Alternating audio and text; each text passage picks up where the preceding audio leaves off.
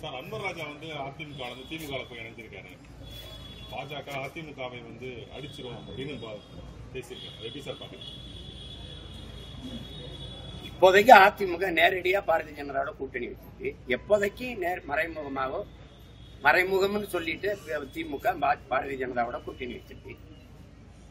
அவர்களே பேசியதற்கு ஐயா முன்னாள் முதல்வர் ஐயா கருணாநிதி அவருடைய காசு நாணயம் வெளியிட்டப்போ, ராஜ்நாத் சிங் வந்து வெளியிட்ட போது, அம்மா ஜெயலலிதாவுக்கு காசு வெளியிடும் போது அவங்க வரல, கூட்டணி வச்சும் கூட வரல. பெருமையா சொன்னாங்க, உங்களுக்கு கூட்டணி வச்சு கூட உங்க தலைவியின் காசை வெளியிட வரவில்லை, ஆனால் கூட்டணி இல்லாத போது எங்களுக்கு வந்திருக்கிறார்கள். அப்படி என்றால் உண்மையிலே கூட்டணியா சொல்லுங்க, உண்மையிலே கூட்டணியா? ஐயா கருணாநிதி ஒரு நினைவிடத்தில் போய் கும்பிட்டு அப்படிலாம் வந்தது. 3 முறை நிதி ஆய்வு கூடத்துக்கு போக மாட்டேன்னு சொன்ன ஐயா நிமிர்ந்து நின்ன தமிழக முதல்வர் ஐயா ஸ்டாலின் ஒரே ஒரு ஈடி வரும்போது ஓடி வாரேன் மோடின்னு போய் நின்னது.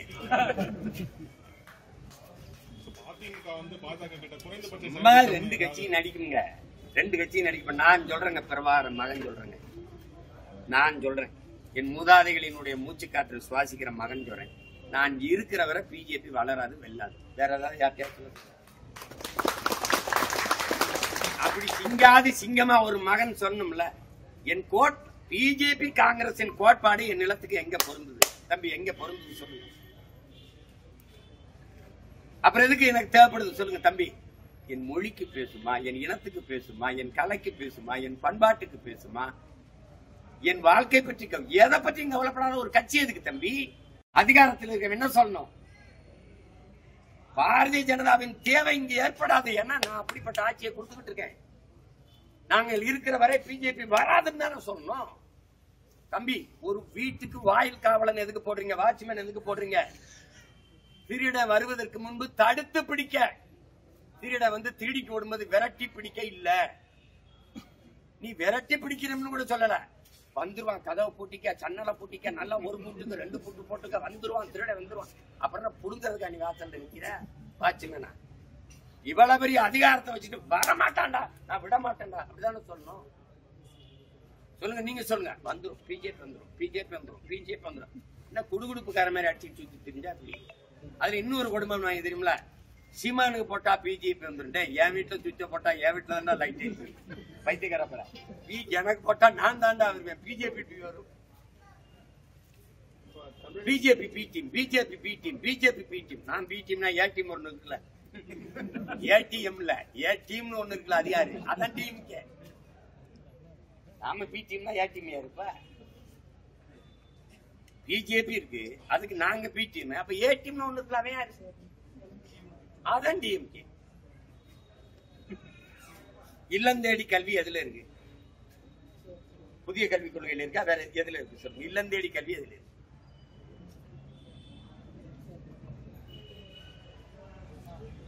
வீடு தேடி அரசு, ரோடு தேடி மக்கள் எதுக்கு போராட? வீடு தேடி அரசு போய் தட்டும். உலகத்தில் இப்படி ஒரு அதிகாரத்தை பார்த்திருக்கீங்களா?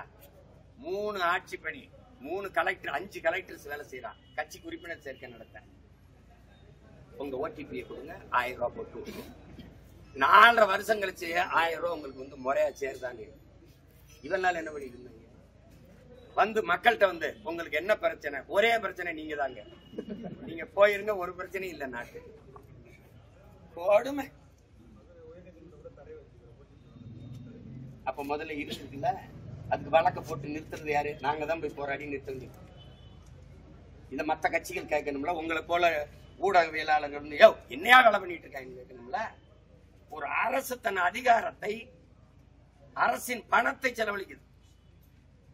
அவங்க தலைவர்களுக்கெல்லாம் அரசு செலவுல செல, எங்க முன்னோர்களுக்கு நாங்க சொந்த காசுல செலவழிக்கிறோம்.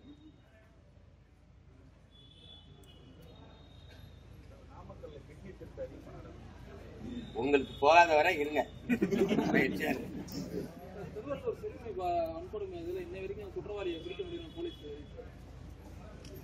நான் என்ன சொல்லி அல்ல, நீங்க வந்து சிக்கனா சீமான்னு மொத்த கேள்வி என்கிட்ட கேட்கக்கூடாது.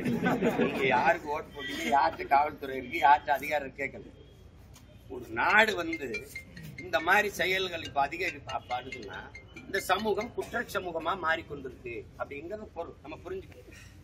தம்பி, மருத்துவ படிப்புக்கு மரியாதை இருக்கு அப்படின்னா அங்க நோயாளிகள் அதிகம், காவல்துறை, வழக்கறிஞர்கள், நீதிமன்றத்தில் கூட்டம் அதிகமா இருக்கு, சிறையில கூட்டம் அதிகமா இருக்கு அப்படின்னா அந்த சமூகம் குற்ற சமூகமா வளர்ந்து இருக்கும்.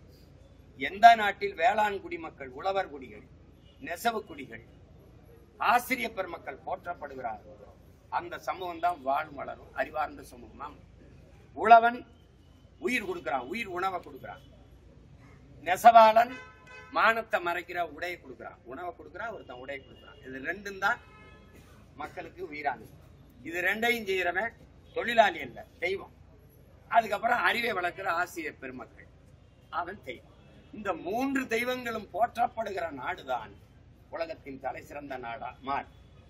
மருத்துவர்கள் வர வேண்டாம் என்பதில்லை, மருத்துவர்கள் தேவைப்படாத நோயற்ற சமூகத்தை உருவாக்குவதுதான் சிறந்த நிர்வாகம், ஆட்சி முறை. அப்ப என்ன செய்யணும்? எங்க அப்பா நம்மால் சொன்ன மாதிரி நஞ்சில்லா உணவு அதுவே நம் கனவுன்னு சொல்லணும்.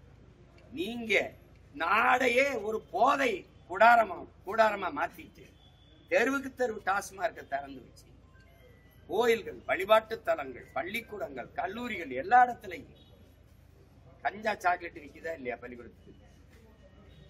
அப்புறம் எல்லா இடத்துலயும் நிறைந்த போதையில வச்சுக்கிட்டு 10 வயசு பிள்ளையை கெடுத்து விட்டான், 50 வயசு கிழவியை கெடுத்து விட்டான், இங்க கொண்டு விட்டான், இங்க குத்திட்டான்னா அப்புறம் நடக்காம என்ன பண்ணும்? ஆட்சி அப்படி இருக்கு. ஒரு ஆட்சி சரியில்லை என்றால் அந்த ஆட்சியாளனின் குற்றம் இல்லை, அந்த ஆட்சியாளனை அரியணையில் அமர்த்திய மக்களின் குற்றம் தான். இப்ப யார் குற்றவாளி? நீங்களும் நானும் தான் குற்றவாளி. நடவடிக்கை எடுக்கலையேன்னு கேக்குறீங்கல்ல, அடுத்த முறை என்ன பண்ணுவீங்க? நந்த அரசு நடவடிக்கை எடுக்கல, அவருக்கே தான் ஓட்ட போடுவீங்க. இப்ப கிட்னியை திருடுறாரு, கிட்னியை மட்டுமா திருடுறாரு? மட்டுமா திருடப்படுது?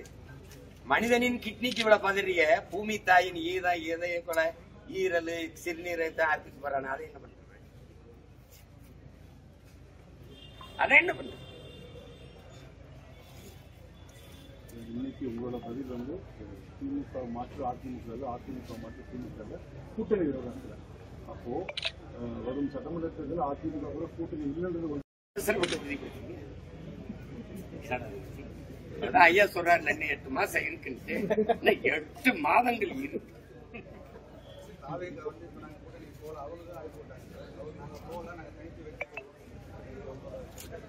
அடுத்த கட்சியின் நிலைப்பாட்டை நான் பேச முடியாது. எங்க நிலைப்பாட்டை என்னமோ இன்னைக்குதான் நான் கட்சி ஆரம்பிச்சு பேசுறேன். 14 ஆண்டுகளா சொல்லிக்கிட்டே வரேன், 15 ஆண்டுகள் ஏற்கனவே சொல்லிட்டேன். கொஞ்சம் பொறுங்க.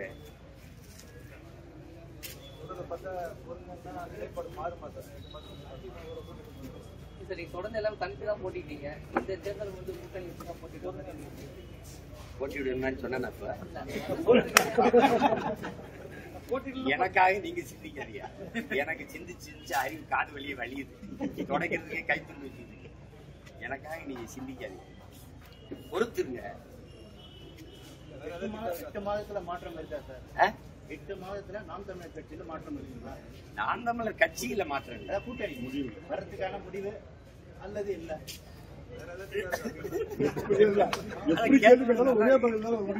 நல்லா இருக்கு.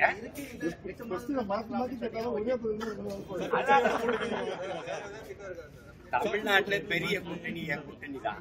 8 மாசம் பொறுத்துருங்க, மாநாட்டுல அறிவிக்கிறேன்.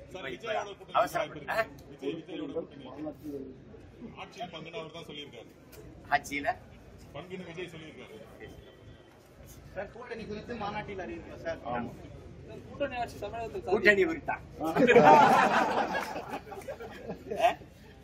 எப்படியாவது முதல்ல நானும் தம்பி விஜயும் சேர்ந்து போட்டிடுற மாதிரி இருந்தவொடனே ஊடகவியலாளர்கள்லாம் முதல்ல கேட்பாங்க, தனிச்சு எத்தனை நாளைக்கு நீங்க போட்டிடுவீங்க? ஒரு கூட்டணி இல்லாம உங்கள ஒரு 10 எம்எல்ஏ எம்பி எல்லாம் வர வேணாமா? நீங்க அப்படி அவங்க தொண்டர்கள்லாம் சோர்ந்தடைஞ்சிட மாட்டார்களா அப்படின்னு. சேர்ந்து போட்டிடுவாங்களோன்னு வரும்போது தனிச்சு நிக்கிறதானே உங்க பலம், நீங்க கூட்டணிக்கு போறீங்க அப்படிங்கிறது. என்ன இந்த கழுதையை சொல்லுவாங்க, முன்னாடி வந்தா கடிக்குது, முன்னாடி போனா உதையுது, இப்ப என்னதான் பண்றது அப்படின்னு. கொஞ்சம் பொறுமை. இவ்வளவு நேரம் பேசினேன், அதை பத்தி கேட்காம இவ்வளவு கருத்துக்களை சொன்னேன். அதெல்லாம் சொல்லாம கூட்டணி கூட்டணி கூட்டணி. உங்களுக்கு என்னை ஒருத்தனையாவது விட்டுருங்க, என்னை ஒருத்தனையாவது விட்டுருங்க. நாட்டுக்கு மக்கள் நான் தான் வேட்பாளர் எந்த கட்சியாக கொடுத்தேன், எந்த கட்சியாக கொடுத்தேன்? 150 வேட்பாளர் களத்தில் நின்று இந்த என் தங்கச்சி விழுப்புரத்துல போட்டிடுறா. என் தங்கச்சி வேலை செய்யலாம். புதுச்சேரியில ஒரு வேலை, அந்த வேலையை விட்டுட்டு இங்க வந்து சொந்தமா ஒரு தனி மருத்துவமனை வச்சு இங்க வேலை செய்ய வந்திருக்கிறத போட்டியிடத்தான். அவ இப்ப கர்ப்பமா இருக்கா, கை குழந்தையோட தூக்கிட்டு வேலை செய்வா பாருங்க. ஏன்னா நாங்க இங்க பாருங்க, சாதாரண ஆத்தால பொண்ணு பிறந்தவல்ல, பிரபாகர் என்ற பெரும் மரவனுக்கு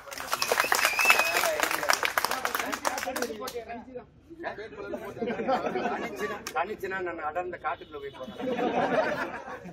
8 கோடி மக்களுக்கிடையே 8 கோடி மக்களுக்காக போட்டு நீங்க என்னை தனிச்சுனா அனாதை பையன் மாதிரியே போயிட்டு இருக்கீங்க. யாருமில்லாத அனாதை மாதிரியே. உங்களுக்காக தான் நான் போட்டியிடுறேன். அதை விட்டுவிட்டு நீங்க தனிச்சு போட்டீங்க. மரங்களுக்கு மாநாடு, மலைகளின் மாநாடு, தண்ணீருக்கு மாநாடு. தண்ணீர் பேசும் பாருங்க, உங்ககிட்ட தண்ணீர் பேசும் பாருங்க. நாட்டே என்னை என்னதாண்டா நினைக்கிறீங்க அப்படின்னு. கவிப்பேரரசு ஐயா வைரமுத்து சொல்ற மாதிரி இந்த தாய்ப்பாலும் தண்ணீரும் மலிவா கிடைக்கிறதுனால உங்களுக்கு மதிப்பு தெரியல இல்லையா? காலுக்கு கீழே மிதிபடுறதுனால பூமியின் மதிப்பு உங்களுக்கு தெரியல. இருங்க ஒரு நாள் அவர் சொல்றாருல ஐயா கவிக்கு அப்துல் ரஹ்மான், சுமந்த தாய் 10 மாசம் தான் வயிற்றுல சுமந்தா நம்மள, ஆனா இறந்த பிறகு பெற்ற தாய்க்கே நான் பிணந்தான். ஆனால் எல்லாரும் நிராகரிக்கப்பட்ட பிறகு இவன் என் பிள்ளைன்னு மறுபடி வயிற்றுல இந்த பூமி தாய் தான் தாங்கிக்கிறான்றாள். பெற்ற தாயை விட மேலானவள் பூமி தாய் தான். அதை புரிஞ்சுக்கிட்டு இந்த தேர்தலில் விவசாய சின்னத்துக்கு ஓட்டப்பட்டது.